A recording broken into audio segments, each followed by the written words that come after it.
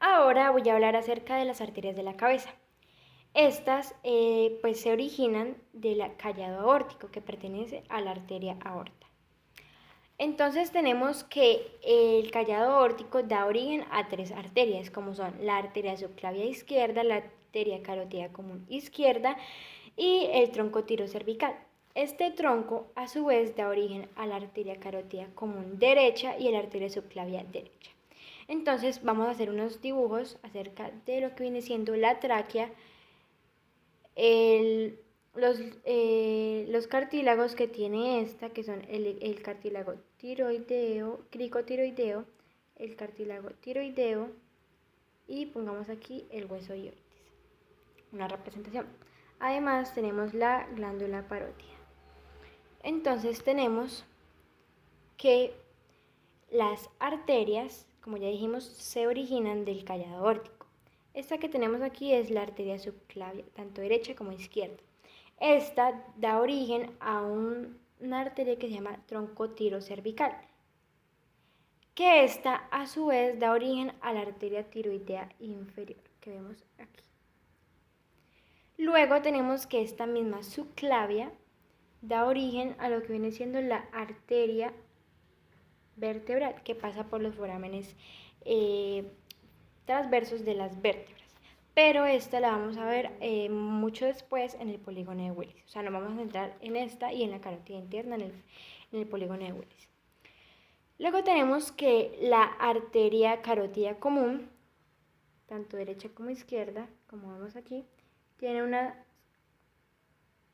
divisiones, o sea, anastomosa, a lo que viene siendo en la altura del cartílago tiroideo. Entonces su anastomoción o su división se llama seno carotídeo debido al abultamiento que tiene esta cuando se divide. Esta se divide en la carótida interna y la carótida externa. Entonces esta vendría siendo la carótida externa y esta la carótida interna. Entonces vamos a hablar acerca de lo que viene siendo las ramas o las arterias que da la arteria carótida común externa, perdón. Pero antes vamos a hablar de una arteria que también pues viene a irrigar lo que viene siendo la parte anterior de la glándula tiroides, como es la arteria de Neubauer, que se origina del tronco brachiocefálico. Esta solamente pues se encuentra en el lado donde se encuentra el tronco brachiocefálico, que es en el lado derecho. Bueno, entonces vamos a hacer aquí una representación de la arteria carótida externa, que es esta que vemos aquí. Tiene una arteria que se llama la arteria tiroidea superior. Esta, vamos a dibujar aquí la tráquea, los ligamentos cricotiroideos, el cartílago tiroideo y el hueso ioides. Entonces, tenemos que esta arteria, que es la arteria tiroidea superior, viene a dar unos ramos, bueno, queda más arriba, unos ramos infraioideos, laringeos superiores, también tiene unos ramos externos, internos y posteriores y una arteria externomastoidea que da hacia la parte lateral. Esta viene a irrigar lo que viene siendo la laringe, la faringe, la glándula tiroides y lo que viene siendo la amígdala. Ahora vamos a ver la arteria facial, que también es proveniente de la arteria carótida externa. Entonces vamos a hacer aquí unos pequeños dibujos. Esta es la carótida externa. Tiene una arteria que es la arteria facial que pasa por el ángulo de la mandíbula y emerge, por así decirlo, en la parte anterolateral del cuerpo de la mandíbula. Entonces tenemos que esta al emerger se va hacia la parte superior y da origen a lo que viene siendo la arteria angular. Esta pues no son las únicas arterias que da, también da la arteria labial inferior, la arteria labial superior, la arteria submentoniana que viene a pasar de aquí hacia arriba y la arteria nasal lateral. Además de dar estas arterias, también da una arteria palatina ascendente y ramos tonsilares, que vienen a irrigar lo que viene siendo la tonsila palatina. Entonces, tenemos que después de haber visto las ramas que tiene esta arteria, que es la arteria facial, vamos a decir que lo que irriga. Esta viene a irrigar la cara, las amígdalas, viene a irrigar la glándula o la tonsila palatina, viene a irrigar lo que viene siendo los labios y viene a irrigar los músculos de la mímica y lo que viene siendo el paladar. Entonces, ahora vamos a ver lo que viene siendo la temporal superficial. Entonces, tenemos que la temporal superficial va a ser la parte superior, pasa por el temporal. Tiene por así decirlo, unas ramas que son la temporal superficial rama parietal, la temporal superficial rama frontal y una arteria temporal media que viene a pasar por aquí. Y también tiene una arteria que se llama arteria cigomática orbitaria. Como dice su nombre, pasa por el cigomático y parte de la fosa orbitaria. Entonces tenemos que esta también se viene a unir con la parte o la rama occipital, que vamos a ver aquí.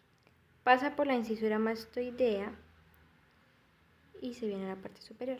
Pero antes de irse a la parte superior, da unos ramos esternocleidomastoideo, ramo mastoideo y ramos occipitales. También da ramos meningios y ramos descendentes. Esta se viene a unir con la temporal superficial rama parietal. Bueno, después de haber visto esto, ahora vamos a ver lo que viene siendo la rama auriculoposterior y la rama maxilar. Y también la faringe descendente, perdón. Entonces vamos a verla a continuación. Bueno, ahora tenemos la arteria auricular posterior. Entonces vamos a dibujar en esta parte lo que viene siendo la carótida externa. Tiene su rama facial, rama maxilar, rama temporal y rama occipital, lingual y tiroidea superior. Entonces, esta también tiene una rama que es la auricular posterior, que es la que se pasa por el proceso, la región mastoidea. Esta, por así decirlo, da unas ramas que son la rama mastoidea, la estilomastoidea, que se mete entre el proceso estiloides y el mastoides, y también da una rama que viene siendo parotídea, auricular, y una rama, por así decirlo, comunicante, una rama occipital que se viene a unir con las arterias occipitales. Entonces, borremos todo esto. La auricular posterior, que vamos a ver aquí, tiene la rama mastoidea, estilomastoidea, parotídea, que viene a irrigar la parótida, tiene una auricular y la rama occipital. Listo. Ahora tenemos que esta viene a irrigar lo que viene siendo la piel del antihélix y el hélix. Entonces vamos a eliminar aquí y para ver qué es el antihélix y el hélix. Entonces tenemos aquí nuestra oreja. Esta tiene un orificio, el conducto auditivo externo, y una curvatura que vendría siendo esta de acá que vemos aquí.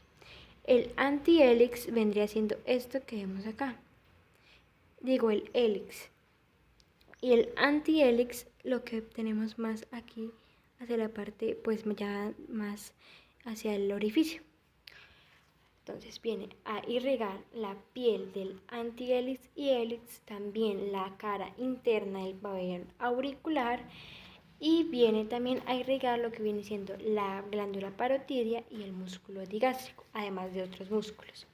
Entonces, después de ya haber visto la arteria auricular posterior y sus ramas, vamos a ver lo que viene siendo la arteria maxilar.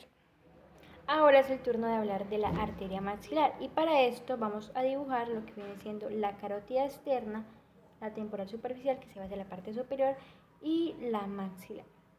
Entonces tenemos que en la primera porción, vamos a dividirla aquí con verde, la segunda porción. Entonces la primera porción da 4 ramas ascendentes y una descendente. La segunda porción da 2 ramas ascendentes y 3 descendentes. Bueno, entonces para esto voy a usar una mnemotécnica que es la siguiente. Entonces tenemos, alguien tiempo atrás me mencionó algo. Alguien de auricular profunda, que sería la primera. Alguien tiempo atrás de timpánica anterior, me de meningia media, menciono de meningia menor, algo de alveolar inferior, que esta a su vez da la arteria miloyoidea.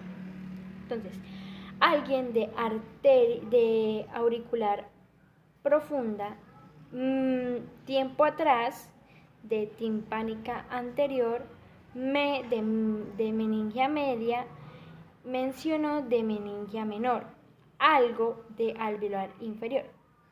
Entonces vamos con la segunda porción. Alguien tiempo atrás me mencionó algo. Terminó por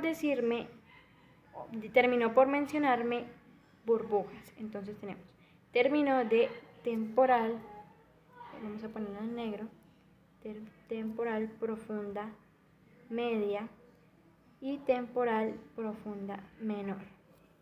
Terminó por de pterigoidea interna.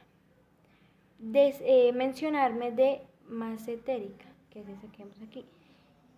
Burbujas de bucal. Bueno. Ahora vamos a dibujar lo que viene siendo la tercera porción. Entonces vamos a utilizar el color. Tenemos la palatina ascendente, la faríngea, la vidiana, la esfenopalatina, la pterigopalatina. Aquí tenemos lo que viene siendo la alveolar posterior inferior y la infraorbitaria. Entonces, vamos a ponerlas en negro. Las dos anteriores serían alveolar posterior superior y la infraorbitaria. Las descendentes vendría siendo la palatina descendente, que es esa que podemos ver ahí. Luego las ascendentes tendríamos la que viene siendo la faríngea, la vidiana o la del canal del pterigoideo y lo que viene siendo la pterigopalatina. Y tenemos pues el ramo terminal que vendría siendo la esfenopalatina. Bueno, y ya con esto pues damos finalizado a lo que viene siendo la arteria maxilar. Ahora vamos a hablar de la arteria faríngea descendente, que también proviene de la carótida externa. Entonces vamos a dibujar aquí lo que viene siendo la carótida externa. Esta, como ya vimos, tiene la rama facial, maxilar, que viene siendo temporal, mastoidea y aurículo posterior. Entonces vamos a hablar de la arteria faríngea ascendente, perdón. Entonces, como dice su nombre, va hacia la parte superior. Esta tiene unas ramas faríngeas que vienen a irrigar la parte superior de la faringe y tiene unas ramas prevertebrales que vienen a irrigar a los músculos prevertebrales. También tiene una rama que viene siendo meningia posterior. Aquí más o menos se entiende mi dibujo, pero pues bueno. Luego tenemos que esta viene también a irrigar lo que viene siendo el oído, la faringe y las meninges. Después de haber hablado de la carótida externa, es el turno de la carótida interna. Tenemos que esta se origina a partir de la bifurcación o la anastomosis que hace la carótida común. Entonces vamos a señalar la carótida interna, que vendría siendo esta. Bueno, esta, como podemos ver, entra por el conducto carotídeo y no es que pase pues derecho, sino que tiene una forma en L. Entonces pasa por el conducto carotídeo, hace forma de L y se mete al cráneo, por así decirlo, por el foramen lacerum o foramen rasgado. Entonces esta tiene unas porciones, por así decirlo, que viene siendo la porción cervical, la porción mastoidea, la vamos a poner en colorcitos diferentes, la porción cavernosa y la porción cerebral. Entonces, esta, al, por así decirlo, meterse al cráneo, viene a formar lo que viene siendo el polígono de Willis, junto con la arteria vertebral. Entonces vamos a ver que la arteria vertebral, que es esta que vemos aquí, pasa por los forámenes transversos de las vertebrales, de las vértebras, perdón. Entonces, esta viene a entrar por el foramen magno para formar el polígono de Willis junto con la carótida interna.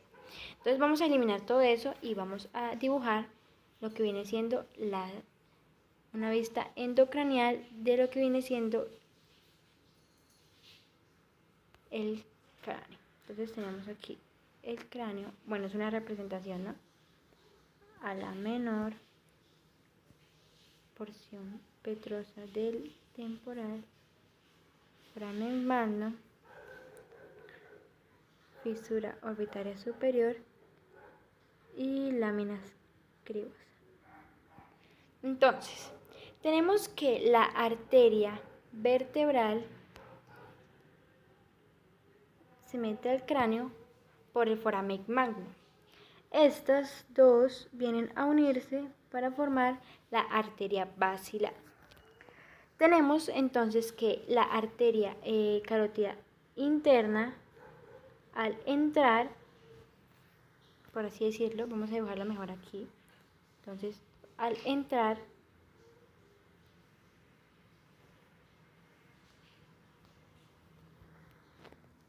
viene a formar lo que viene siendo la arteria cerebral anterior, la arteria cerebral media, que vendría siendo esta de aquí, y la arteria cerebral posterior. Bueno, entonces tenemos las arterias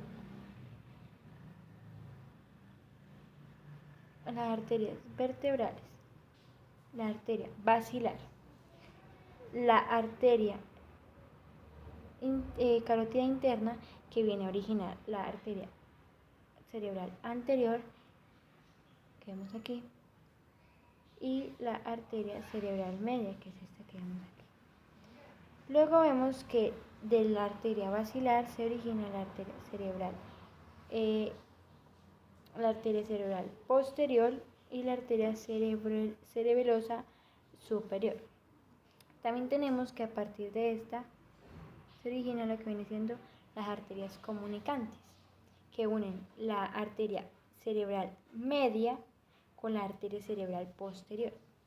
Entonces, tenemos que también de la arteria basilar forman unas 4 arterias que son las arterias póntinas, y una arteria laberíntica. Entonces, ya tenemos lo que viene siendo la arteria comunicante posterior, pero falta la anterior, que comunica la arteria cerebral anterior con la otra arteria cerebral anterior. Además de las arterias que ya nombré, también tenemos las arterias hipofisarias superiores e inferiores. Como dice su nombre, viene a irrigar la glándula pituitaria o la glándula hipofisiaria. Entonces, tenemos aquí el polígono de Willis, pero vamos ahora a enfocarnos en las arterias vertebrales.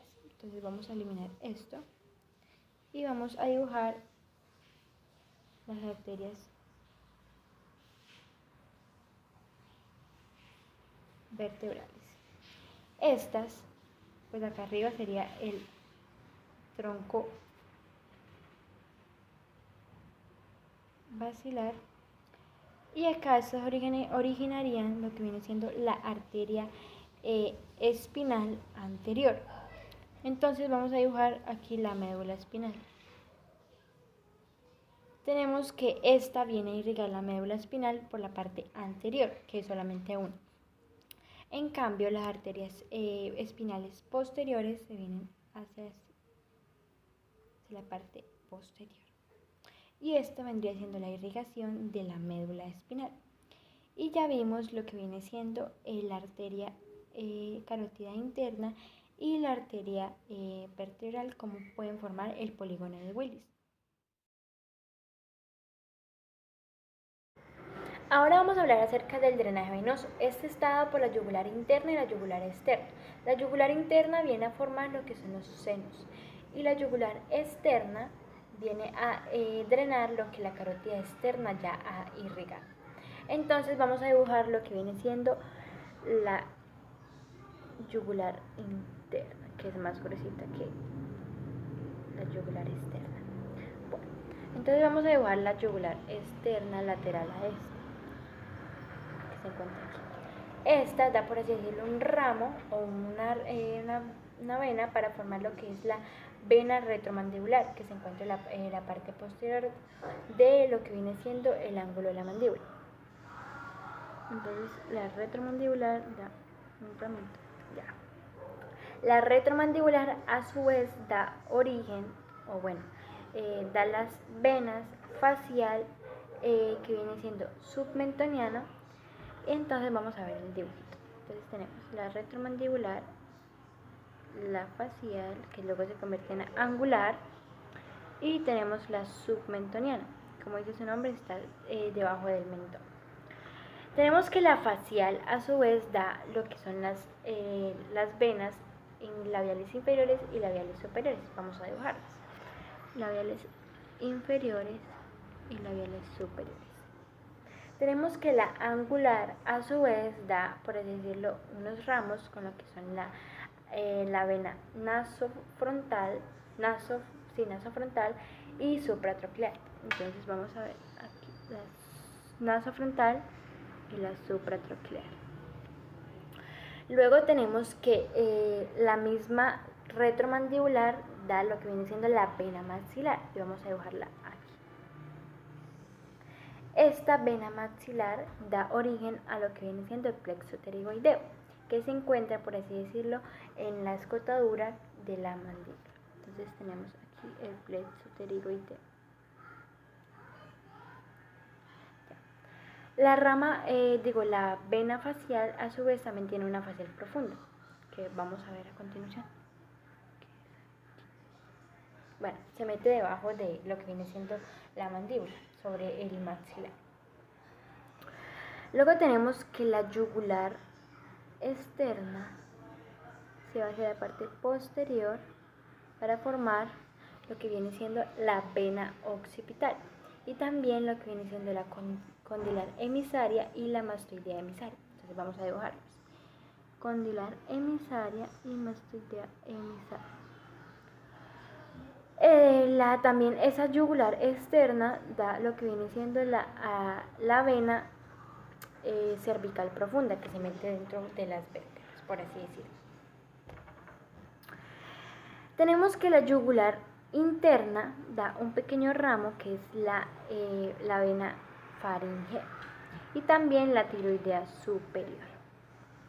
Luego tenemos que la retromandibular, que ya vemos ahí, viene hacia la parte superior para formar o ya llamarse la temporal superficial, y vamos a ver.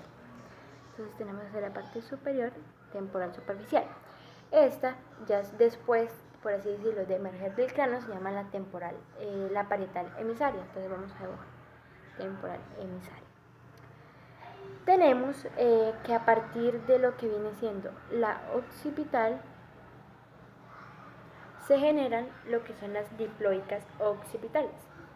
Vamos a ver que estas diploicas se encuentran, por así decirlo, en el diploe, que son como los poros del cráneo, es decir, que se encuentran internamente. Luego tenemos también la diploica frontal. Tengan en cuenta que es interno al cráneo, solo que pues no puedo dibujar o hacerle un corte al cráneo. Entonces la diploica frontal. También tenemos una diploica temporal, ¿okay? Como dice su nombre, temporal, que se comunica con la diploica occipital. También tenemos una diploica temporal anterior, es decir, que se encuentra aquí y se comunica con la frontal. Todas estas se encuentran internas del cráneo, es decir, que la temporal superficial que vemos ahí no está, por así decirlo, en contacto con ellas. Y ya con esto pues damos finalizado lo que viene siendo las venas de la cabeza, solamente la yugular. Bueno, ahora voy a hablarles acerca de la yugular interna y esta cómo forman los senos. Son 11 senos. El seno sigmoideo como primero que vamos a poner en azul. El seno sigmoideo que vendría siendo este. Luego del seno sigmoideo tenemos el seno transverso, de la parte posterior, que vamos a poner en azul, que es este que vemos aquí. El del mismo seno sigmoideo sale el seno petroso superior y el seno petroso inferior. Entonces vamos a poner en azul el petroso mayor y luego el petroso menor también en azul. Entonces el petroso menor, que vendría siendo este, y el petroso mayor, que vendría siendo este que vemos ahí. Estos dos, pues digamos, se unen para formar el seno cavernoso, que vamos a ver a continuación, que es este que vemos aquí. Como pueden ver, listo. Entonces, después del seno sigmoideo y transverso, tenemos lo que es el seno occipital, que vamos a ver aquí, que es este que podemos ver aquí. Luego tenemos lo que es el seno sagital superior, que como podemos ver es este que encontramos aquí, que vamos a poner en azul. Este está solamente unilateral, es decir, en la parte media de la cabeza, como también el seno sagital inferior, que vamos a poner aquí en imagen, bueno, en azulito, que es este que podemos ver aquí. Seno sagital inferior, como pueden ver. Entonces, antes de llegar al seno sagital inferior, que es ese que ponemos ahí, hay un seno recto y es este que vamos a poner en azul, que podemos ver aquí. Bueno, nos falta el seno esfenoparietal. Como dice su nombre, está entre el esfenoides y el parietal, que podemos ver en esta parte de acá. Esfenoparietal, que es este que vemos aquí. Seno esfenoparietal. Entonces ya nombramos el seno sagital superior, seno sagital inferior, que se encuentra inferior a este, digamos así, que está unilateral, digamos en la línea media, solamente está este, es el... Voy a nombrar los que están unilateralmente o dispuestos en la línea media. El sagital inferior, el sagital es superior, el seno recto, el seno occipital. Entonces tenemos 4, nos falta el seno sigmoideo, el seno transverso, el seno petroso mayor, seno petroso menor y lo que viene siendo el seno cavernoso. Ya también nombramos el seno esfenoparietal, pero tenemos que hay una confluencia de los senos, es decir, donde hay varios senos que se unen, que es este que podemos ver aquí. Confluencia de los senos. Allí se viene a unir lo que es el seno sagital superior, el seno recto, los senos transversos y el seno occipital, como podemos ver ahí. Y después de ver los senos, vamos a ver las venas cerebrales superiores, que son estas que vemos aquí, que vamos a poner en azul, y vamos a ver la vena anastomósica superior, que es esta que vemos aquí, y la estomósica inferior, que es esta que vemos acá. Luego vemos lo que viene siendo la vena cerebral media, que es esta que vemos aquí, como pueden ver. Estas están dispuestas bilateralmente, como podemos ver. Y ya con esto hemos visto lo que viene siendo el drenaje de la yugular interna que forman los senos. Ahora vamos a hablar del sistema linfático. Para entender el sistema linfático tenemos que saber qué es linfa. La linfa, por así decirlo, es una sangre que no contiene glóbulos rojos, por lo tanto no está pigmentada de color rojo. Tenemos que el sistema linfático, por así decirlo, se encuentra en el espacio intersticial. El espacio intersticial, por así decirlo, es un espacio que hay entre los capilares y pues las células endoteliales. Entonces tenemos que cuando las venas y arterias se convierten en vénulas, es decir, más pequeñas, después de convertirse en vénulas se convierten en lo que son capilares. Estos pues hacen un intercambio de la sangre, pero esa sangre a veces o pues en algunas ocasiones sale por presión osmótica, presión hidrostática hacia el espacio intersticial. Entonces lo que hace los capilares linfáticos es recoger esa sangre que se ha soltado, por así decirlo, en el espacio intersticial para llevarla a lo que vienen siendo los vasos linfáticos. Y entonces, después de llevarlo a esos vasos linfáticos, lo que hacen es llevarlo a las ganglios. Tenemos que los vasos linfáticos tienen unas pequeñas válvulas, por así decirlo, son como cosas que se abren y se cierran. Entonces, estas válvulas permiten el ingreso de la sangre o de la linfa, pero no permite, por así decirlo, que ésta se salga. Entonces, a medida que se abre y se cierra, este va haciendo un movimiento para que la linfa tenga solamente una dirección, es decir, unidireccional. Entonces, cuando se recoge esta sangre o esta linfa que se encuentra en el espacio intersticial, se lleva hacia los vasos linfáticos y luego a un ganglio linfático. Tenemos que los ganglios, por así decirlo, retienen un tiempo esa linfa para asesorarse de que esté, sin ningún microorganismo o algún virus, para que ésta siga pues fluyendo unidireccionalmente. Entonces, después de haber visto, lo que son los capilares linfáticos, vamos a hablar del recorrido que hace esta linfa. Entonces tenemos que el drenaje del lado derecho, que vendría siendo se da por el conducto linfático derecho, que lo que drena es la mitad del cuerpo de la cabeza, la mitad del tórax y el brazo derecho, como podemos ver aquí. En cambio, el conducto torácico, que es que podemos ver aquí, que se encuentra al lado izquierdo, drena lo que viene siendo la mitad de la cabeza, la otra mitad o la mitad izquierda del tórax y pues los miembros inferiores. Además de esto, también existe la cisterna de Killy, que por así decirlo es una bolsa que contiene linfocitos. Y esto lo que hace es drenar la linfa que se encuentra en las extremidades inferiores. Si está hacia la parte de abajo, va subiendo y sube para poder llegar al conducto torácico. Y pues lo que hacen estos conductos, por así decirlo, es llevar toda esa linfa de nuevo a lo que vienen siendo las venas. De esta manera pues se unen a ellas, se une la subclavia, como podemos ver aquí. Bueno, después de haber visto el sistema linfático, vamos a ver que pues tiene una anomalía o alguna enfermedad que lo ocasionan los ganglios linfáticos. Estos ganglios linfáticos lo que hacen es hincharse, haciendo que haya un flujo interrumpido de la linfa. Por lo tanto, va a haber una hinchazón en la extremidad afectada. Tenemos que el signo o el síntoma, por así decirlo, de la linfedema es que la piel se vuelve como si fuera plastilina. Y pues al tocarlo se pueden ver las marcas. Entonces, vemos que este linfedema pues se puede ocurrir en cualquier parte del cuerpo.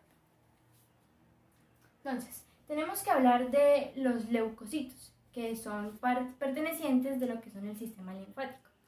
Entre los leucocitos tenemos los linfocitos.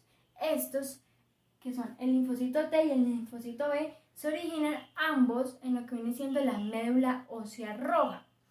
Su diferencia es que el linfocito B tiene anticuerpos o genera anticuerpos y el linfocito T no tiene anticuerpos. Otra diferencia que tienen es que el linfocito B se madura en lo que viene siendo la médula ósea roja, es decir, cuando se genera mismo se madura. En cambio, el linfocito T, como es T, se madura en lo que viene siendo el timo. Otra diferencia también es que las células T atacan, por así decirlo, los invasores que se encuentran dentro de la célula. En cambio, la célula el linfocito que viene siendo la B, ataca lo que viene siendo los invasores que están fuera de las células, como pues dice aquí. Entonces tenemos un problema o pues una situación en que los virus o bacterias a veces se disfrazan, utilizando digamos carbohidratos o antígenos, como podemos ver aquí. Esto lo que hace es, por así decirlo, que el linfocito T se distorsione y no diga que este virus o esta bacteria es agente externo del cuerpo y por lo tanto, por así decirlo, la deja pasar. Esto es un problema pues que se da mucho en lo que vienen siendo las bacterias y los virus.